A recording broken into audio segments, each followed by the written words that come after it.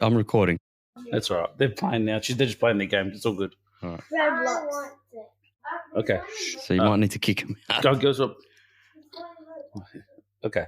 That's fine. Shh, girls. What's your brother doing? Is he down south or what? Yeah, he's heading back. I think he might have just got back, actually. Yeah, apparently there's dramas because there's a bushfire down there and they were diverting everyone. Of course. What else? Isn't he? Right. Been a while. It has. There you go. Yeah, not bad. We haven't done a potty for about a month. Yeah, all our loyal listeners will be wondering what the hell happened to us, mate. They're looking at the app on their phone going, why aren't the boys popping up? So everyone's been busy. And a lack of dedication to the cause. You might say. It happens. Man down. Mr. Dominic has headed off down south for the long weekend. He escaped on Friday night. No, Friday. He left Friday morning. So prior to the announcement. Oh, right. No, he was there. He took the day off work, so he was there prior to the announcement. Well, it's the Monday public holiday here in WA after Anzac Day, and we are in full lockdown mode yet again. Absolutely. Yet again. After Friday, the Premier wet the bed again and sent us all home. So, interesting times. But anyway, it's been announced that it ends at midnight tonight, but, obviously restrictions to follow, such as keeping on the masks in public and, I don't know, whatever else. I switched off after I heard that. Yeah, I haven't been paying attention, just over it all, to be honest. So, but another lockdown. So what are the rest of our lives going to be doing this lockdown? It seems like every time there's one case in the community, he shits himself and sends everyone into lockdown, sends everyone into just-in-case mode. I think he's got so much luck, this Premier, mate, because, last time it happened, it spread to no one. This time it spread to, 2 people? 2 extra people? Mm. And that was it seems. If they happen to find any more, it's probably unlikely at this point, but I don't know. Lucky or not, I'm glad it's not. It is what it is and it hasn't spread. So, yeah. All bullshit aside, I'm glad it hasn't spread. So. It's going to be a short one today, probably half hour max, but been doing a bit of a think, which we discussed the other day about what we're doing with the podcast. Mm-hmm. It's probably part of the reason why we've been off for about a month is that I think we're done with the format that it's currently in, right? Yes. I'm pretty sure you're in agreement. Yeah. In agreement with this.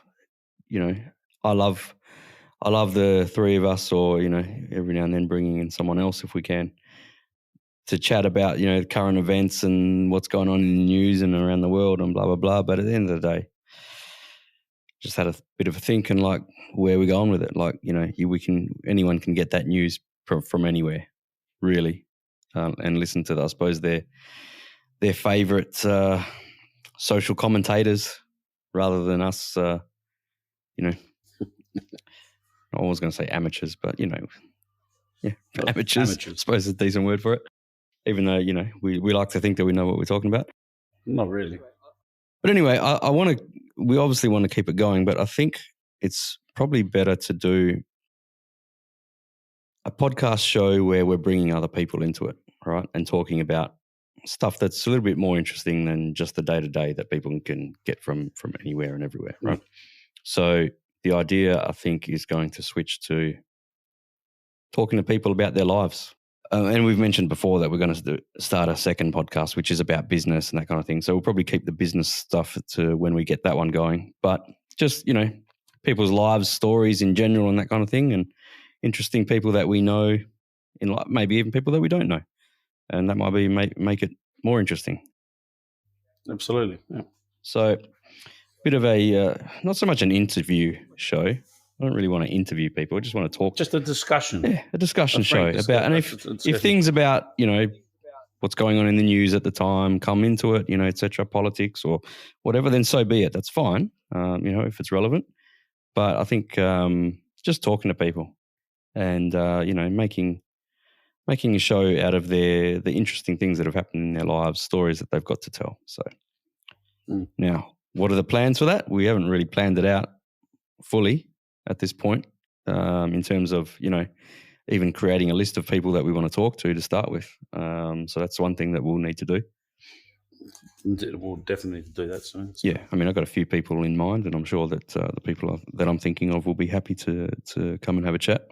And obviously, half of Perth, so yes, we should have no shortage of people wanting to get in front of the microphone and the video camera.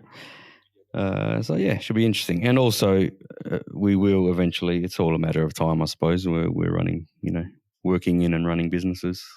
The other thing is, we'll get the business podcast going and talk to people about their businesses and hardships that they've had in business and how they've come out the other end and made their fortune and whatever else. I think that would be a pretty interesting one to do. There are those types of podcasts around, but I think in Australia especially, they're lacking a bit. They're not that great. Yeah. So got some ideas on how to get that going. Having said that, what I'm also thinking of doing with all the episodes that we currently have is I'll probably wipe the slate clean. I've been actually moving them to YouTube, so they will exist. But I think like on the podcast feed, I'd like to start from zero. You know what I mean? So that new people finding us won't find 30 or so previous podcasts episodes which are all about everything which was relevant at the time but not currently relevant when they actually get to it, right? So I think that I'm just going to archive everything on YouTube, and so the podcast that we've done up to now will still exist if anyone wants to is interested in going to listen to it, but we're kind of pretty much going to start from ground zero, I reckon. Now, even that idea may change, may end up just scrapping that idea and just keeping everything as it is and just continuing on with the new format. But anyway, we'll have a bit more of a think about what's the best way to do that. But, using YouTube as the archive option is always going to be there. Enough about that. What did you do over the Anzac Day long weekend? How did you spend lockdown? As you know, I have a property up in the northern wheat belt, so I have some livestock and stuff like that. So I went to check on my livestock. I was exempt person, so I went up and checked it out. And I was one of the exempt people, so I'm allowed to do that. So I went up, checked on it, made sure everything was all right, checked everything was all right, and came back to Perth. And that was it. So very good. And did you have to get stopped at Checkpoint Charlie and show your papers? I did. I did have to show my papers. I had all my papers. They're all in order. So I did feel like I'm sure now I understand how the East Germans felt when they're at Checkpoint Charlie to show their papers.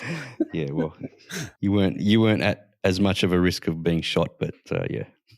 No, I wasn't at risk of being shot, but but still, it's just a weird feeling living in a free country, giving your papers to a police officer to say, I'd like to go to work. You know what I mean? Or I'd like to check on my investment. Very true, yes. Mark McGowan. So what did you do on this Anzac Day long weekend? What did I do? All right, well, I was at work Friday and Saturday. Sunday stayed home with the kids doing my head in. And today I just went, I'm not doing that a second day. And I've been at work again. So it hasn't affected me. I haven't been anywhere where I even needed to wear a mask. So apart from the fact that I just didn't really do much on the weekend, didn't really affect me. So I kind of feel for those poor vets that didn't get to actually to go to the dawn service. And I actually feel for there's not many World War II vets left. So I think it was pretty sad. They missed out two years, you know what I mean? Yeah. So exactly. God knows, I mean, I don't know how many, unfortunately, since the 2019 Anzac Day parade and then this one, how many are no longer with us. So I felt quite saddened for those people. Even in saying that, there's Vietnam vets and Korean War vets, some of the people in there, in the twilight years of their lives, and they didn't get to go on the parade, which is, again, quite sad. My father-in-law is one of them, Vietnam vet, and he hasn't been able to go for the past 2 years. I did feel for those guys, you know what I mean? I think it's hypocritical of McGowan Seriously, what are they coming up? What advice has he been getting when, he announced that Friday afternoon? All right, this blah blah blah has happened in quarantine, and we'll probably get onto the debacle that is the Perth hotel quarantine nonsense. But he announces this Friday afternoon saying that it's going to start from midnight Friday, right? However, in the meantime, people can go to the Wildcats game and the Western Force game, but the next day they couldn't go to Optus Stadium for the Dockers game.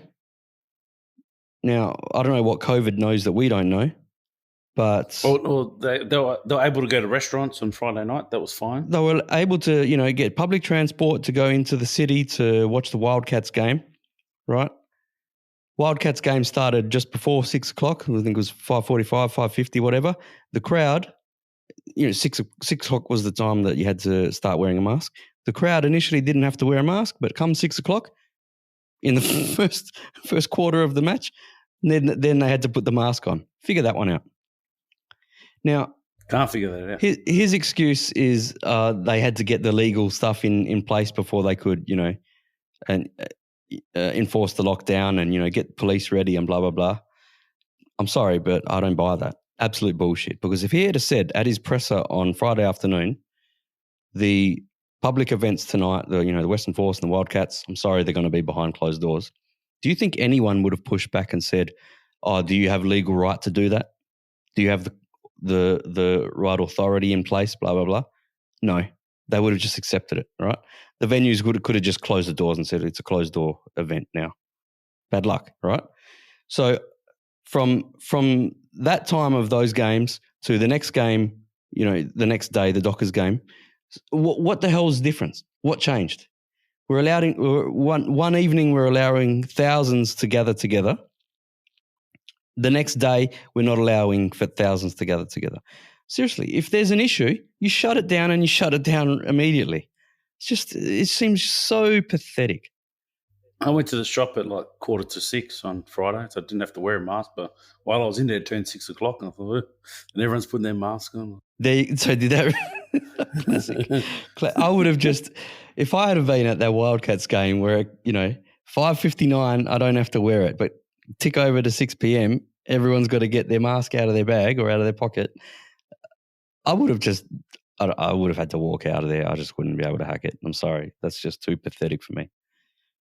Just those stupid little things like that happen around all this COVID, rules.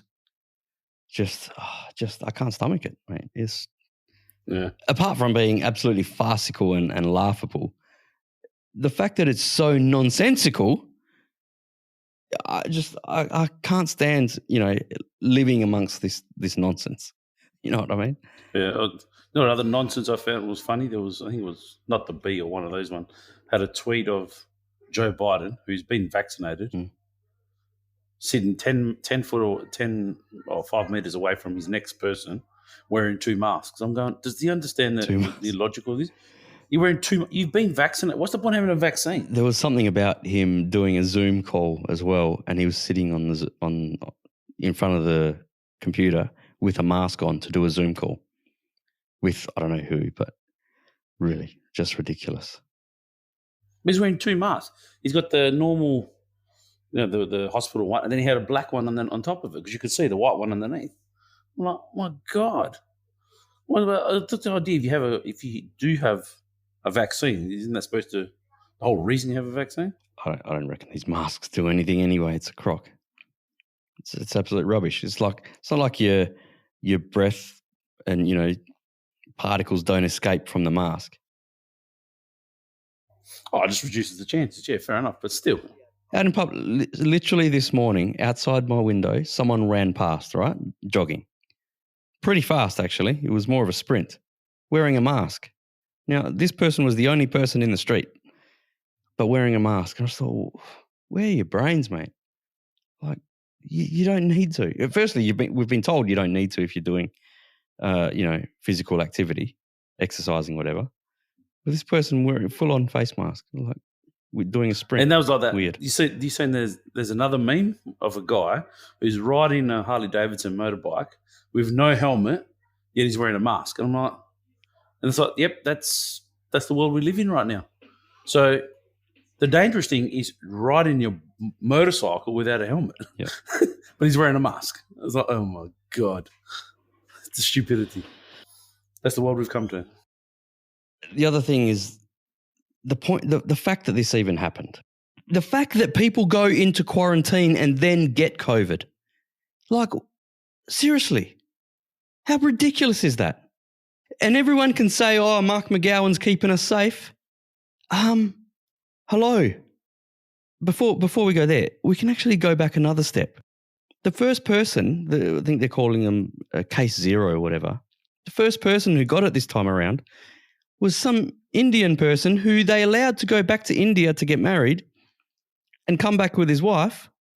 Why are you allowing travel to places like India that are such hotspots and have been for, many months? Now, that's probably a federal government thing, allowing international travel. So that's where it started, I suppose. Yeah, but that one is a bit, you're touching, it's a tough one because at the end of the day, I mean, you know me, I had vested interest before, or not anymore, but dealt a lot with immigration, right? And I understand, but at the end of the day, I do, and I'm a firm believer, no matter what, if you're an Australian citizen, right, it's your right as an Australian citizen to come back to this country. End of story. Yeah. It does. I don't care what anyone says. They say they should stay over. They've had plenty of time. It does not matter if they've been overseas for a day, a year, 6 months, 10 months, a year, 10 years.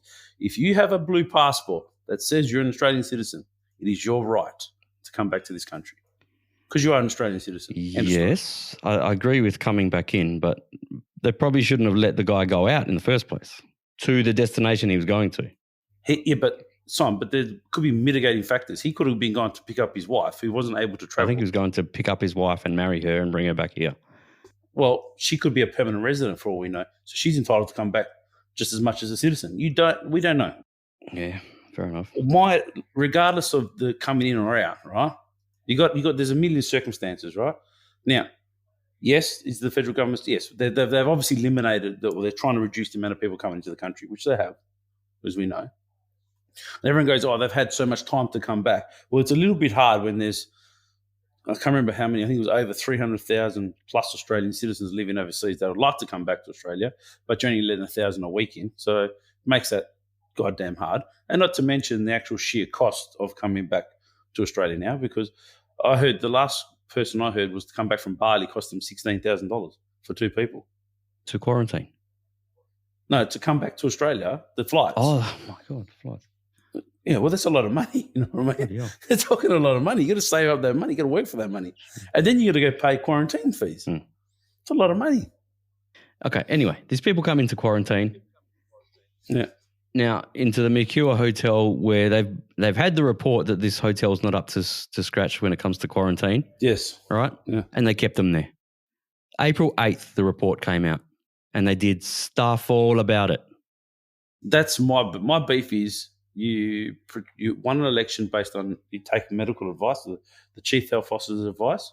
You've been given medical advice and you've chosen not to take it. So don't tell me this crap that Mark McGowan has kept us safe. There's a perfect example. His negligence kept us unsafe because he allowed COVID to spread in quarantine and then allowed the people to leave quarantine into the community. Don't fucking tell me that he kept us safe.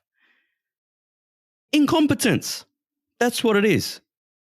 Incompetence and negligence. And the other issue I have was when everyone goes, oh, it's Scott Morrison's fault. It's the federal government's fault. Everything's federal government's fault. If you're going to take the credit, right? No, I'm a firm believer. If you're going to take the credit of keeping us safe, you're going to take the good with the bad. You can't just say pass the buck now. Oh, look, he's not doing his job. He's trying to say, the federal government won't give us military facilities to use. And he wants to send everyone to Christmas Island, 5 hours away. You need these people near hospitals, okay? In case something bad happens, like, they can't breathe, they need to get, professional medical care. You think Christmas Island's going to cut it? I'm sorry, no, right? So they need to be in Perth, obviously. But also, don't fucking pass the buck to the federal government. They all went there. All these premiers went to this national cabinet thing for COVID, agreed. and they all agreed that each individual state would take care of the quarantine and the health through the health system. And now, all of a sudden, when he gets the criticism that he rightly deserves, he deflects onto Scott Morrison. He's a disgrace. He's a disgrace, and people just they're so naive and they don't get it. I don't think he's walked away this time as red and rosy. Oh, what's he going to lose? Another 5%? Maybe lose 5% of approval. Please, we live amongst sheep. Perth, not just Perth people. West Australians are just so blind to all his bullshit. And I love how he comes out and does this press conference, and he just treats. Firstly, he's got to read everything. Right? How amateur is that? Secondly, he talks like so patronizingly and condescendingly because he's got to set it up. He's got to set up his speech by saying, we've been so lucky. You listen to it and it's like, fucking just give us information. Sorry, I shouldn't swear so much, but it makes my blood boil so bad. The way he treats the public, all right? Yeah, I don't like the condescending. It's condescending. It's a very condescending way to speak to citizens because he's got to set up the good. We've been very lucky. We've only had one lockdown in 12 months, blah, blah. No, we all know that. We've all been alive, so we know. You don't have to try and remind us and try to make our brain switch to, oh, shit, here we go again mode to, oh, yeah, it's okay because, we agree with what you're saying, you're laying on the niceties. So, we'll go along with it. That's what it's about. Trying to smooth it over before he gives us the bad news that, we've got to go into this 3-day lockdown. Like, shut up. Just spill the beans. Just say it. It's like, just really frustrates me that politicians, it's not just him, it's politicians in general. They've got to, just be so condescending. I hate I dislike the condescending attitude, especially when they say, and this goes for both. This is a slap against the federal and the state. So it's not just when they say, "Oh, if we're good and we pass, we'll let you do this and we'll let you by easing restrictions." I'm thinking to myself, "Oh, so that's nice. So I bet I let you take some of my money for taxes. Are you going to be happy with that?" You know what I mean? The same context. Very good point. Is that true? Or yeah, totally. No, because I have to pay my taxes, don't I? The way you let me do this and the way you're letting me do that. Oh, okay. We'll let you go visit your grandparents. We let you have 20 people over your house. Mate, I pay my taxes. You know what I mean? I like how we're letting you do this. Yep. But well, that's the world we live in. Yeah. It's the world we live in. Your thoughts on the? I don't know if anyone's been following the scandal in world football, the European Super League. They've been talking about, breaking away from the UEFA Champions League for years. I don't think it's over. Real Madrid is still trying to do it, even though hang on. So, all right, these 12 teams tried to break away from UEFA, start their own little league that they run the rules for, and, invite who they want to invite. Okay, that's ridiculous. Firstly, if they're going to do that, it should be an independent body that they set up and agree to setting up that creates the rules and, none of this guaranteed spots, okay, just because of how much money you might have, okay? So that way, teams coming in and out of it is based on results like it is for the Champions League. They are the biggest 12 teams in European football. They're the biggest 12 teams financially, but don't tell me, Tottenham is one of the biggest 12 or even Arsenal, in terms of results in history. It's purely based on finance, so really it just underlines the fact that football is about business now, and that's all. It has been. It's always been about business. Well, it hasn't always been, but it has been for, probably since we've been alive and, getting more so. The fact that Qatar won the World Cup in 2022 is proof that it's all about business and no one gives a shit about football. That's it. That's the end of the story. That's what everyone should say. Qatar 2022. You know what I mean? So they've changed the whole schematics of the whole World Cup to suit Qatar. About money. But at the end of the day, all right, they're getting what they want anyway because they're all getting $4 billion anyway from UEFA, aren't they? So at the end of the day, they're all getting more money than they were originally going to get. So thank you very much. Plus, they increased the number of teams in the Champions League from 32 to 36, which is ridiculous. But, so they get more money and then they get more money. It's more money. But the fact that they've all, one by one or, even faster jumped off, right, because of the backlash from fans on social media. Like, I'm surprised they even gave a shit. Okay. Manchester United, Liverpool, I think they were the first two to jump out. No, Chelsea, Man City were the first. And then they all followed, like dominoes, to say, oh, sorry, we got it wrong, we're out. Okay. Well, firstly, they're already getting, more money than they were initially going to have to jump into this league. I'm surprised that they didn't just stick to their guns, because at the end of the day, money talks, all right? Even for the fans. The fans would have followed. Even if it meant the first year, everyone, it's not like all the fans were going to vow to not support their team, not go along to the stadium and totally ignore this new league. If it had been on beIN Sports, people still would have watched it on beIN Sports, I'm surprised they didn't just stick to their guns. But I'm also, what about the contracts that they would have signed? Are they not binding? Yeah. Where does it leave JP Morgan, who are bankrolling this new league? Right? JP Morgan's just all of a sudden, all right, we're fine with it, not making the money that we were initially, intending to make through sponsorship and, TV rights and all, you name it, that they would have got. Everyone's just happy to put on the brakes and throw it into reverse. It doesn't make sense to me. This is not stopping now, mate. I can't see that. I can't see. And the Premier League and all that, that's a bit of cheek as well, bit of hypocrisy on their behalf. Well, they formed like that, didn't they, the Premier League? They only started in 92, was it 93? When did they start? Yeah, 92, the Premier League? Like that. Yeah, that's no different than what the Premier League did. The same thing. Just take all of the teams from England. And on the flip side, like you were saying about the supporters, of course they're going to follow their team. And at the end of the day, if you're a person who likes football, just a purist, right, would you rather watch Manchester United play Burnley or West Brom, or would you rather Manchester United play Real Madrid or Juventus or AC Milan? Of course you'd rather watch that game. Look, all the arguments that fans were going on about, the fact that, seeing Manchester United versus Real Madrid 4 times a year is overkill, plus, Juventus versus Barcelona 4 times a year.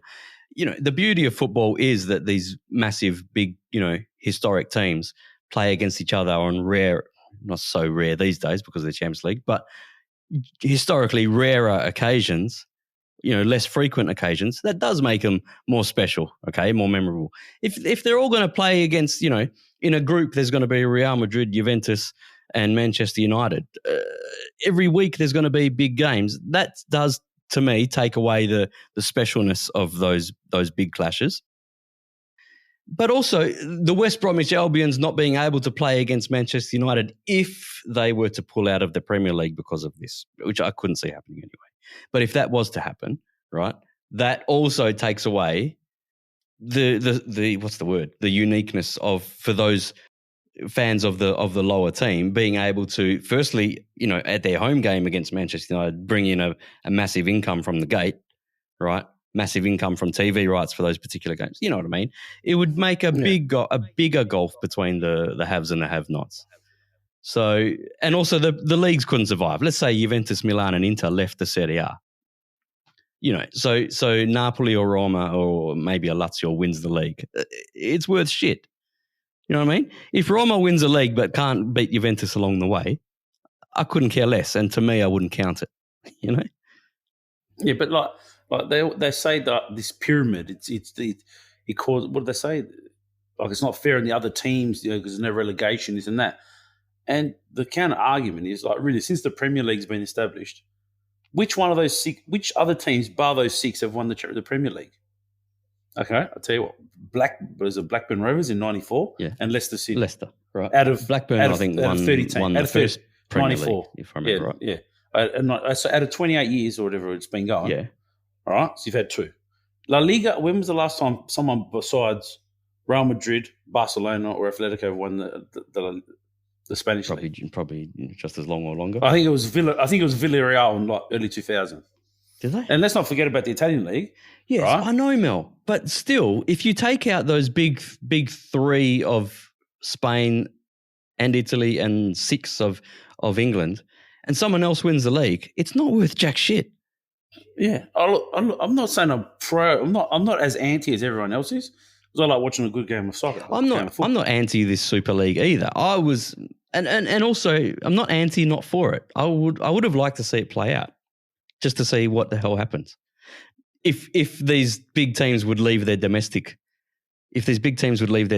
leagues, which I couldn't see happening, because the leagues need them more than they need the league, their domestic leagues, right? So they couldn't let them go as a punishment of some sort. It couldn't happen. Yeah, and everyone goes, oh, but PSG didn't go in and Bayern didn't go in. Well, the only reason Bayern didn't go in is because they're 51% owned by the fans, so they had to get that approval before they do anything. And the reason PSG didn't go in is because they're owned by Qatar, and where's the next World Cup? In Qatar. And who else owns the same people that owned PSG own beIN Sports? So who's got the right for the Champions League? beIN Sports. Yes. So of course PSG is not going to go in there. Yeah, exactly. Because if it didn't have those little anomalies, PSG would have jumped on the bandwagon. Of course they would have. Yep. That's it. So it might have to wait until the Qatar World Cup and maybe contract with beIN Sports ends between beIN and PSG. I don't know. But this Super League eventually will happen, I reckon. One of these years. Eventually happen. And the other thing is the hypocrisy of UEFA and FIFA, mind you. You know what I mean? Is astounding, you know? The fact that they've been made to look like the good guys. And I'm thinking to my people, you talk about greed.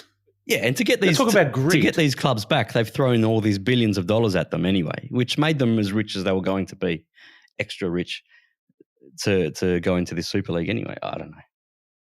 Yeah, and they talk about like, greed of the owners, greed, this and that. Hang on a minute. Again, we'll go back to Qatar. How did FIFA give them the World Cup? Pure greed. Yeah. That's it. End of story. All right. I said this was going to be a short one, Mel, and I got to go because I've got no dramas, mate. I've got a visitor. So I'm going to have to end it, and that's the podcast for this week. And we'll talk to you soon. Too easy. Have a good one. All right. See you, everyone. Follow us on Facebook. Ciao. Ciao. Gee, that went fast. I'm sorry, but I don't want to be an emperor. That's not my business. I don't want to rule or conquer anyone. I should like to help everyone if possible. Jew, Gentile, black man, white. We all want to help one another. Human beings are like that. We want to live by each other's happiness, not by each other's misery. We don't want to hate and despise one another. In this world, there's room for everyone, and the good earth is rich and can provide for everyone. The way of life can be free and beautiful, but we have lost the way. Greed has poisoned men's souls, has barricaded the world with hate, has goose-stepped us into misery and bloodshed. We have developed speed, but we have shut ourselves in. Machinery that gives abundance has left us in want. Our knowledge has made us cynical, our cleverness hard and unkind. We think too much and feel too little. More than machinery, we need humanity. More than cleverness, we need kindness and gentleness. Without these qualities, life will be violent and all will be lost. The aeroplane and the radio have brought us closer together. The very nature of these inventions cries out for the goodness in men, cries out for universal brotherhood, for the unity of us all. Even now, my voice is reaching millions throughout the world. Millions of despairing men, women, and little children. Victims of a system that makes men torture and imprison innocent people. For those who can hear me, I say, do not despair. The misery that is now upon us is but the passing of greed. The bitterness of men fear the way of human progress. The hate of men will pass and dictators die. And the power they took from the people will return to the people. And so long as men die, liberty will never perish. Soldiers, don't give yourselves to brutes. Men who despise you, enslave you, who regiment your lives, tell you what to do, what to think, and what to feel, who drill you, diet you, treat you like cattle, use you as cannon fodder. Don't give yourselves to these unnatural men with machine minds and machine hearts. You are not machines. You are not cattle. You are men. You have the love of humanity in your hearts. You don't hate. Only the unloved hate, the unloved and the unnatural. Soldiers, don't fight for slavery, fight for liberty. In the 17th chapter of St. Luke it is written, the kingdom of God is within man, not one man nor a group of men, but in all men, in you. You, the people, have the power to create machines, the power to create happiness. You, the people, have the power to make this life free and beautiful, to make this life a wonderful adventure. Then in the name of democracy, let us use that power. Let us all unite. Let us fight for a new world, a decent world, that will give men a chance to work, that will give youth a future and old age a security. By the promise of these things, brutes have risen to power, but they lie. They do not fulfill that promise. They never will. Dictators free themselves, but they enslave the people. Now let us fight to fulfill that promise. Let us fight to free the world, to do away with national barriers, to do away with greed, with hate and intolerance. Let us fight for a world of reason, a world where science and progress will lead to all men's happiness. Soldiers, in the name of democracy, let us all unite!